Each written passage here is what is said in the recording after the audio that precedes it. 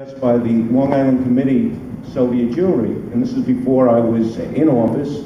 I was running for the Senate that year, to go to the then Soviet Union and to meet with the Russian refuseniks, to bring certain religious articles and medicine, cameras because they could be sold and the family could make money.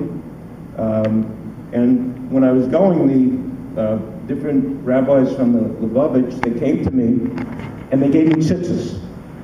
And they wanted to make sure that we were able to smuggle in, and that's really what it was, different religious articles that were not readily available within the then Soviet Union. So the trip was with myself and also Rabbi Barry Dov Schwartz from the conservative shul in my home community of Rockville Center. So we're sitting on the plane, and I had taken the tzitzis and tucked them in under my pants because I didn't want anybody to see them and then confiscate them from me.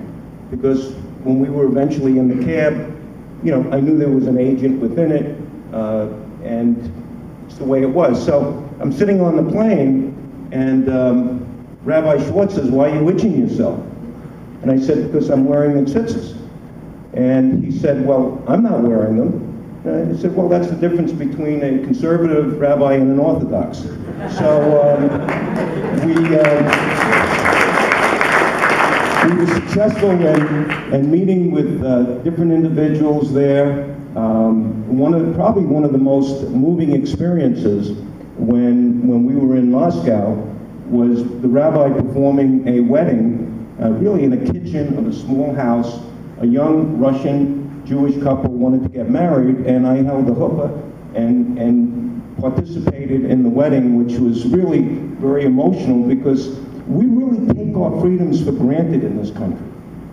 And a little thing like that was so important to this young couple. They would get married and eventually do a civil ceremony that was required, but we had the ability to hold the huppah for them and watch that marriage. And then when we went to the then Leningrad, we celebrated Tisha B'Av there. So this is probably one of the most moving experiences for me in my life in terms of seeing what oppression, religious oppression can be, but also reminding me of the great freedoms that we have in this country. When I became majority leader, well, actually I became majority leader for a short time, several years ago, and then because of the Obama landslide, we lost the majority for 2 years, and we were able to win it back with Marty's help, and what a great senator he is, a year ago. And my commitment to our conference is for the number of years that I will have the opportunity to serve as majority leader, that as Republicans, and we are a minority party within this state, that we cannot take any vote for granted, not one vote for granted. And I found going around the state, whether it's with your community, and within the Latino community, within the Asian community, within the African American community, within the Caribbean community, that too often the Democrat Party takes votes for granted.